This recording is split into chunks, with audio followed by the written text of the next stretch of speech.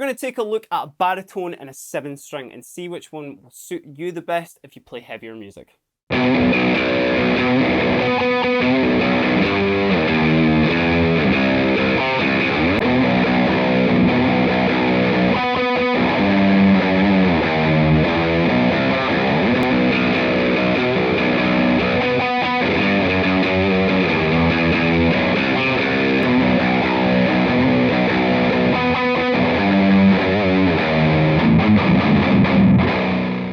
Baritone and 7-string electric guitars haven't been certainly a new concept over the past few years. I mean, I think we can go all the way back to the late 90s with nu metal and how important 7 strings were in that genre. But certainly within the past few years, thinking of bands like Load, Sleep Token, Knocked Loose, a whole wave of other bands that are out there who are making these just unbelievable tones and sounds with their extended range instruments. And today I'm going to have a look at a 7-string and a baritone and try and kind of pick out the points, and particularly the pros and cons that would certainly help you if you are looking to maybe get into one of these instruments. Now, I'm not going to be going in depth with the specs of either of these guitars. In fact, if you do want to learn more about the Jackson I'm going to be looking at today, we did a review of the King V, which you can click above my head, which has pretty much exactly the same specs as the Randy Rhoads version that I'm going to be looking at today. It's just a slightly different shape. So without wasting any more time, let's just dive right in with the first guitar. I'm going to be looking at the baritone first of all, and all the sounds you are going to be hearing today are from a Supro Black Magic combo, and all the pedal tones are coming from a Neuro DSP Quad Cortex. So this guitar right here, this is a Squier Classic Vibe 60s custom Telecaster baritone version in 3-tone sunburst. Now, there are lots of other baritones available, and especially because they have been becoming a lot more popular. You've got brands like Gretsch making really cool baritones. You have got brands like Solar making more kind of, full-on metal-y versions of them as well. But I particularly wanted to pull this one out today just because it's not only a lot different from the 7-string that we're going to be looking at, but there's some features of this particular guitar that I think have become quite popular with heavy music as well, and we'll get onto that just in a little second. So I guess the first question to answer really is, what exactly is a baritone? Because on first glance you may think that this just looks like a normal 6-string guitar, which in a sense it kind of is, but what a baritone is in the simplest terms is it's a 6-string electric guitar that has a longer neck, particularly a longer scale length. Now, what scale length is the distance from the saddle of your bridge here to your nut. Traditionally, with any sort of standard Fender guitar, let's just, look into Fenders because I've got a Squier in my lap right now. But a traditional Fender is probably looking at about 25.5 inches, and that's from the saddle all the way to the nut. And most Fender style guitars have got that exact same scale length. Some guitars will vary as well, but it's not really important at the moment. What this guitar has is a 27-inch scale length, meaning it's that little bit longer than your traditional Fender guitar, any other traditional Tele you've maybe played. And what that does is it gives you just a little bit more range and a little bit more distance for you to be able to put much thicker strings on. Now, that's one of the key differences when it comes to a baritone, and it maybe comes into my first point there with the difference between that and a 7-string. You're going to be putting much, much thicker strings on a baritone, because what is actually tuned to is B, E, A, D, F sharp, that's a very important one there, and then B, which, if I turn my sounds back on here, let's get to a clean sound, you'll notice that this is exactly, I'll play this just like a normal 6-string guitar and I'll get like a chord out of it.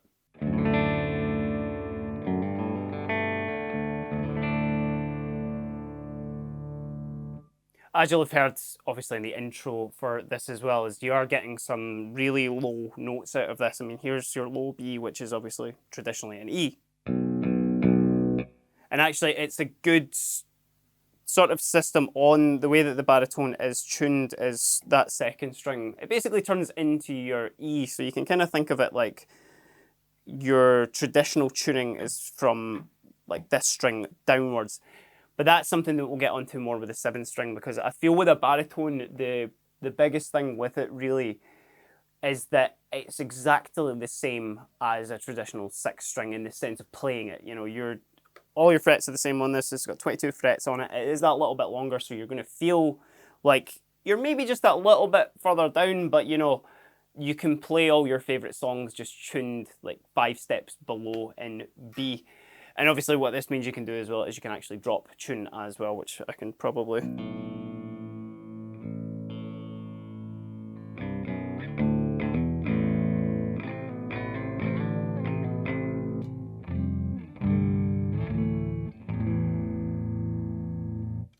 Which again, you can do everything that you would really want to do with a 6th string. Now, where I see a slight disadvantage with or not even a disadvantage, more of a con, I guess I'd call with a baritone, is that because the strings are much thicker, I'm sure this Squier Telecaster here is actually strung with a set of 13s or 14s on the bottom here, so it is a lot thicker, and because it is tuned down, it doesn't feel like crazy tension on it. But if you're, you know, if you plan on doing any leads on something like this, you can feel resistance against that. It's, you know, it's almost like doing bends on an acoustic guitar or something like that. Not to say that you can't do it, but it's certainly not going to be as easy as a standard electric guitar. I think when you try and bend on a baritone and then go back to a normal guitar, you end up like overshooting the bends. It actually feels like I'm going to snap that string, to be fair, just because it's like really high tension. It's got me all scared. Yeah, and I bet if you pick up a 6th string, just like a normal one, you'd be like, like the same amount of tension. Well easier. Yeah. Now, one of the other advantages of a baritone, certainly for myself, and it kind of plays into the setup of this guitar and what we've already touched on, that a baritone is pretty much played exactly the same as a regular 6 string electric or acoustic or anything like that, obviously, with the thicker strings and the down-tuned aspect of it taken into consideration. But particularly with some other baritones that you can get on the market as well, you know, I'm particularly looking at like Gretsch and the Fender stuff like this, is that they come with these slightly lower output pickups on them. Because traditionally what a baritone was used for first, before, you know, a bunch of sort of metal kids or hardcore kids got a hold of them, was it was used in a lot of kind of country and actually Western music just as an accompanying instrument with all those low notes there. And actually, if you're a fan of Twin Peaks, which I found that really hard to say there for a second, then the theme song of that used a baritone as well. Those like really cool low notes in that theme song. But what you can do with a baritone, and what I particularly like to do with one, and let me stick on a bunch of reverb, a compressor and whatnot, is that you can get these really cool separations of like low notes and then high notes with, you know, if you're, say, for example, playing up here in sort of an open E position, which would then turn into an open B position, but we're not talking about music theory today, so don't worry. You can, you know, realistically play the high points of that chord here. You know, hit your low note, and then that's you basically got this kind of like really wide scope of sound. And obviously you can go even higher with it as well if you want to. You know, we can play like the open position here, which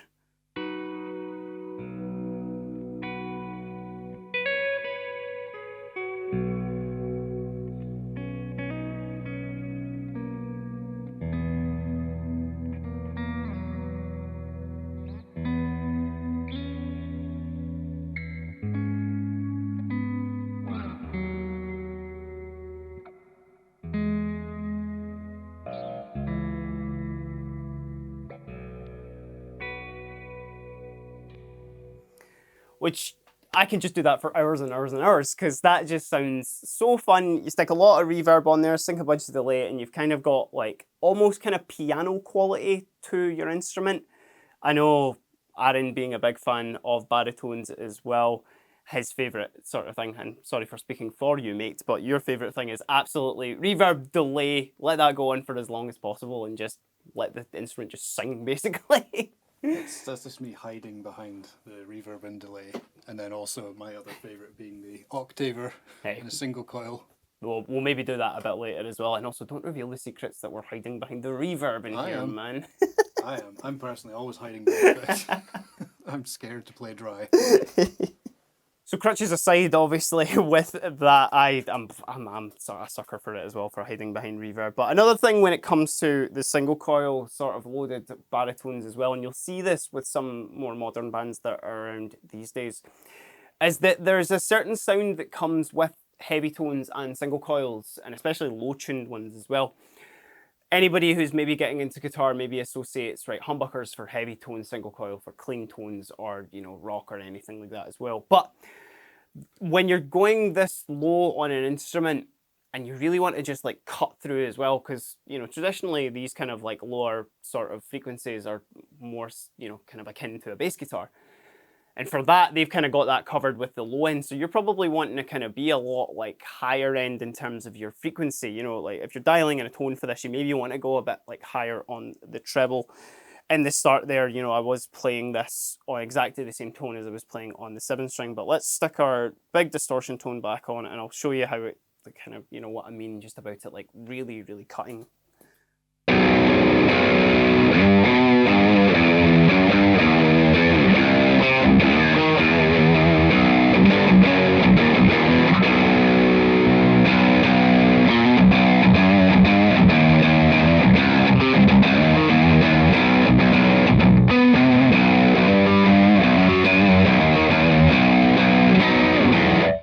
Which, you know, that's not the most sort of aggressive tone as you would think about it. It's still super distorted and all that, but you can still hear the note articulation, and particularly the percussive nature of it as well, which I think really, really plays into it, especially if you're, you know, any sort of metal band, as well as the groove and the percussion sort of aspect of it really, really plays, and especially when you're getting into those like lower, kind of muddier territories. One thing that is potentially a con with that is that you're probably going to have to work a lot harder with a single coil, which, you know, is not a terrible thing, but especially when you're combining it with much thicker strings as well, it's not the easiest of instruments to, you know, just pick up and play. You're kind of like, you know, working for it as well. And particularly stuff if you like to use like pinch harmonics and stuff like that, you know, like you can still hit them on a guitar like this, and, you know, all the Gojira style pick rakes and everything, but they are not going to be as pronounced as maybe on a humbucker loaded guitar. Which actually, speaking of humbucker guitars as well, let's take this opportunity to look at the Jackson that I have with me today and move on to our 7-string aspect. You'll just need to deal with me sitting with this in classical stance as well, because you can't sit properly with a V anyway. But to look in this guitar very, very quickly, again, I'm not going to go through the specs. If you do want to get a deeper dive on this model of a guitar, then we've done a review for that, but, well, for its counterpart with the King V. But what we're looking at with the 7-string here, to give it just a very, very quick overview, is if you can just imagine it, the way that I was talking about with the baritone there, that your 5 strings below are basically what you're tuned to on a regular guitar. If you just totally don't pay attention to this 7th string, I almost called it the 6th string there, the 7th string, this is just exactly the same as a traditional, you know, electric guitar. So I can then, let's turn the distortion off for that there. Which I need to maybe do a bit of a tune, but you get the idea. It's, you know, you can play basically all your 6-string stuff you would want to with just those strings there. There's a bit of a kind of mental gymnastics that needs to be going on with it as well. Just because, I mean, I find this myself is that, like, just as soon as I get this in my hand, my whole sort of center or equator, I guess I can call it, is thrown off, because I maybe rely on that bottom string a little bit too much just to know where my positions are and whatnot. But as soon as you kind of get past that, you're definitely in a much like more comfortable territory, and, you know, there's no saying that you can't be playing, you know, your Beatles songs on this and all that sort of stuff. Might look a bit odd, but hey, it might be the new thing. But what the 7th string obviously has added on to, it's the 7th string. That's a B that's on this and set to standard tuning. You're going B, E, A, D, G, B, E. So it's exactly the same as your regular tuned 6th string, just with a low B on it, which is exactly the same as the low string on the baritone, but that doesn't need to sort of, change its tuning to compensate for it just being 6 strings. What the addition of the 7th does, as I said, it kind of maybe throws you off a little bit mental gymnastic wise, because you can't just do your regular chord shapes by incorporating those lower strings there, but probably when you've got something like this, you're not going to be doing any of that. Talking about the scale length on the baritone as well, when we mentioned that, I want to bring this up with the 7th string and actually look into the strings as well. Because for this particular model, it is actually a 26.5-inch scale length, so a half an inch shorter than the baritone there. It doesn't feel crazy shorter or anything, but what it'll do is it actually gives the strings a much looser feel. And the way that this has been strung, whereas that has got something like, a 13 or 14 on the high string, this is just strung with a set of 9s on the higher end there. And it'll be something like a 54 to a 60 gauge on the low string there. So this bit pretty much feels exactly like a normal, strung guitar with, a set of 9s or something like that on it. But again, just with that additional 7th string there. So obviously, because we were just talking about pickups previously with the baritone there, it's important to talk about that with the 7th string. Now, traditionally, I would say that most 7 strings will come with humbuckers, which is good for that kind of chunkier, super heavy tone as well, which they're traditionally used for. Not to say that you can't still get cool, clean tones out of this as well, which, even just throwing it on there with a little bit of delay and reverb, but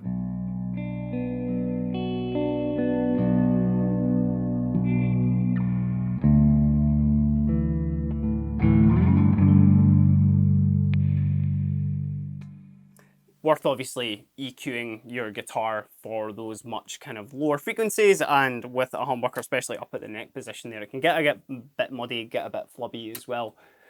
But what I find, certainly for myself, and this would be any sort of advice that I'd give to anybody with it, is whereas on a baritone you can, if you already have obviously years of playing a 6th string, you're going to immediately fall in and start playing all the same stuff, and you can do like quite a lot of kind of cool chords and stuff if you have that in your repertoire. With the 7th string, you do kind of need to teach yourself again. But what we're probably here for today anyway is stuff like this.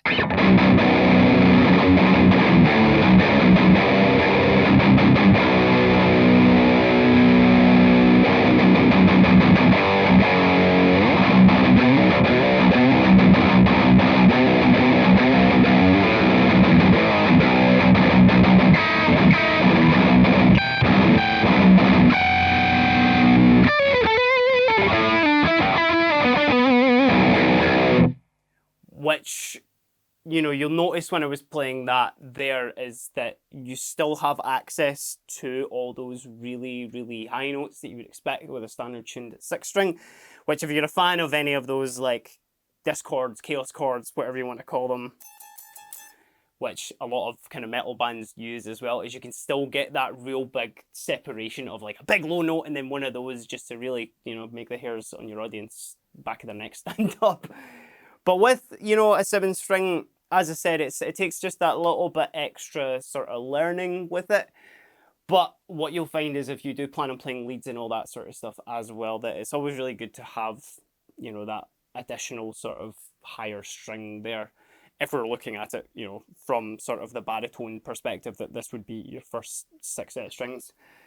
And certainly if you do plan on playing leads, it's a lot easier on something like this. So rounding up with what I guess my personal choices would be, because certainly I don't want to force you down one lane, especially if you see the advantages of something like a baritone and maybe you see the disadvantages of something like a 7 string. But what sort of my personal experience has been with it is that I like to use the baritone for the single coil tones, if I want something that's just that little bit more cutting, you know, if I'm playing anything a little bit lower, it just sounds super, super cool, especially, you know, using single coils with like a heavier distortion as well. It's just such a unique tone with the lower strung. But what I mostly use a baritone for is all those texturally reverby, clean sort of sounds, because it's just one of my favorite things is having like that really low sort of note with your B or an A or whatever you tune this to, and then being able to hit much higher sort of notes as well. It just creates this really cool sound, and you can kind of become like a one-person like accompaniment or like a piano or something. Whereas what I find to gravitate to with a 7-string is predominantly metal stuff. You know, if I just want to play some chuggy metal, just disgusting sounding stuff, then I'll do it with a 7 just because I do like to have that higher register there as well, especially if I do want to do any leads. But what I find is that I don't really gravitate towards cleans on something like this, but you know, it's still very, very possible. But hopefully this kind of cleared things up for you a little bit of what the main differences are between these two guitars. They're both kind of striving for the very similar things. They're, you know, both playing for the same team, but have both just got different attributes for them. So really just kind of, you know, steer whichever one you want to for your own personal direction, and I think you'll make the right choice certainly with whichever one you go for. But let me know down in the comments what you're a fan of. Are you more of a baritone fan or are you more of a 7-string fan? We'd love to know what those kind of percentages are looking like. And obviously, if you have liked the video at all, give us a like and a subscribe because it really does help the channel. But until next time, I've been Kieran. This has been a look at a baritone and a 7-string and what really sets them apart. Have a great day.